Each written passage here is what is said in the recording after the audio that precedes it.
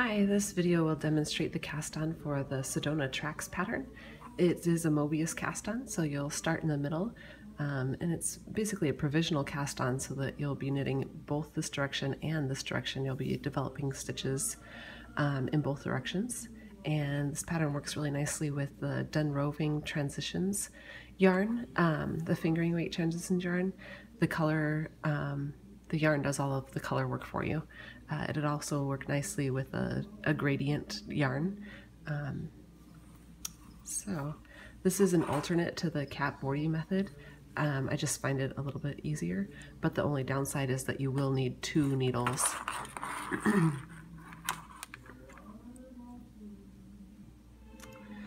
So the 2 needles you need is one that is the pattern gauge. So this is the larger of the needles, and then you'll need a needle that's about 2 sizes smaller, 1 or 2 sizes smaller than your pattern needle, and this one is just used for the cast-on, just the first half of the cast-on actually, and then we'll only need the 1 needle from then on. So they're both circular needles. The the pattern has the length that you need for the main needle, but the other one, it can be shorter. And in this case, I'm using a bamboo needle for that extra needle, and it has the plastic cable, and my other one has a red cable just to help with make it easier to distinguish. But what you want to do is take the opposite end of your larger needle, the one that you're using, and put it kind of toward the left, and then take your smaller needle and keep it to the right, and make sure that they're not wrapped around each other. And that just helps things as you get started. Then we'll just make a slip knot with a short tail just to weave in, and place the slip knot on the smaller needle on the bottom. And then take the yarn. This is really just a circular cast on. You're going to wrap the yarn around both needles. Sorry, keeping the smaller needle on the bottom and the larger needle on the top, and just wrap it around counterclockwise the number of times that the pattern calls for. And as you're building up stitches, as we get a lot on here, then they'll start to build up, and you can always just pull your tail to make sure that it slides first, and then slide just a few stitches at a time. You just want to avoid pulling these stitches over the top of these stitches, especially as you go over that join. It's not super critical, but it does help keep things neater.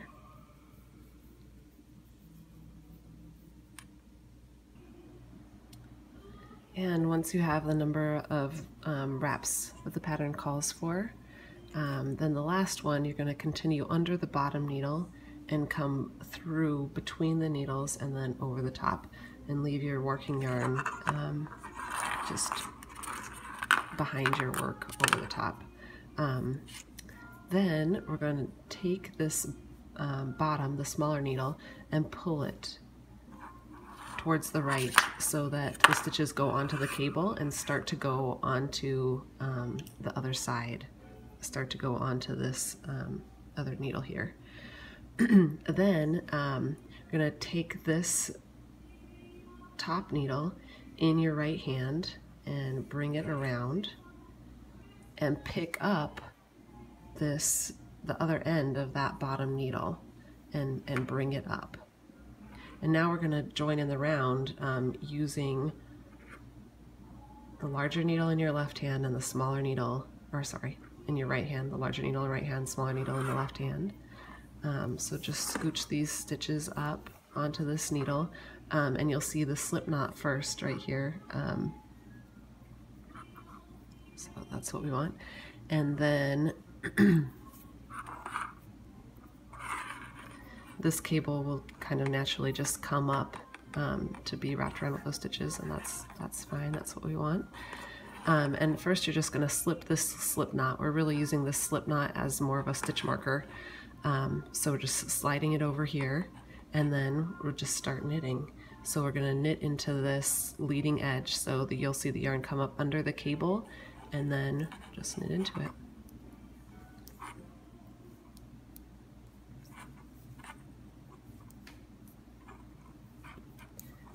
or purl, as the pattern says.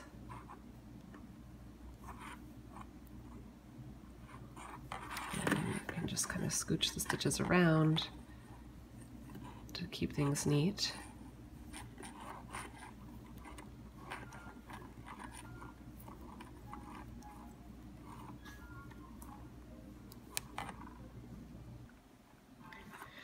And this is what it looks like if your yarn, if your stitches do get scooched over each other, but you're always just knitting into this leading edge. So if you just kind of pull that out, then things look normal again. So it's nothing really to worry about.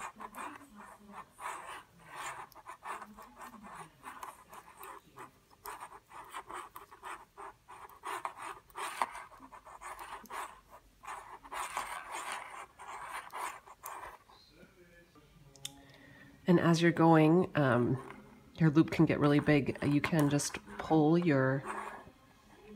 the larger needle, the opposite larger needle, and that'll cinch your loop up a little bit. Not too much, you still need some room to work, but it can get bigger. And try not to untwist this or anything. Just leave your other needle in front where it is. And as you keep going, you'll notice that the other side of the working of the larger needle is starting to kind of come up around, and you can just kind of keep scooching and adjusting things to make it look like a nice ring. But just ignore this needle for now and keep knitting.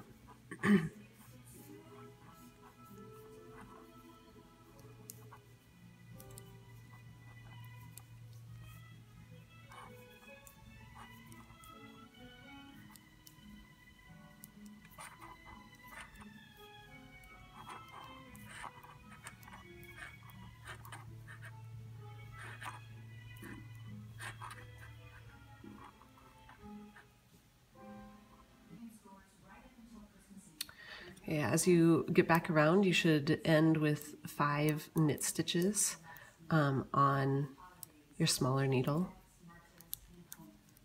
It's really easy for this needle to slip out at this point, so just make sure to hang on to it and just leave your other, the other side of your working needle kind of in the front here. So that was 5 knit stitches. And then you're done with this needle. You're done, so you can just get that out of the way. And then your stitches will just kind of magically slide up onto the other end of the needle, and you'll notice that your slip knot is down here on the cable. So you ended with 5 knit stitches, so you have 1 more knit stitch.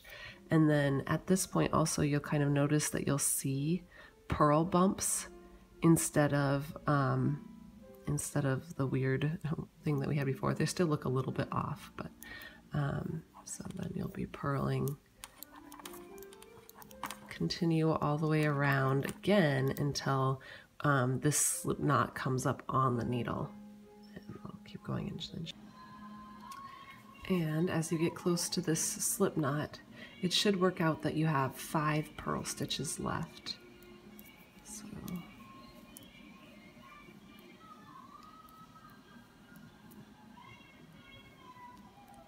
and then you'll see the slip knot, and at this point we're just going to let that slip knot slip off the needle, and we can even take out the knot and then use this to weave in later. And this completes 1 möbius round from when we actually started knitting after we did the wraps. So if you want to, you can put a stitch marker here, and then just, I don't know, for your mental sanity, you'll know when you complete a round, but you actually don't even need the marker here. And you'll notice that now your stitches appear on the needles as knits and purls, and you're most of the time going to be knitting into the knits, but you're going to be shifted 1 stitch off. So anyway, I need a purl 1, as the pattern says, purl 1, and then you'll knit 6 and into these knit stitches. 1, 2, 3, 4, 5 were all into what appeared as knit stitches, but then this one appears as a purl stitch. But I still have one more knit to do to complete the knit 6. So I'm going to knit into that purl stitch and then switch to purling into these purl stitches. So that's what I mean by you're just shifted one stitch off from what appears on your needles. So I'm purling that into a knit stitch, and then I'm switching back to knitting. And that shift is what gives you the nice ridges to make the tracks in the pattern. I hope you enjoy the pattern. Thanks.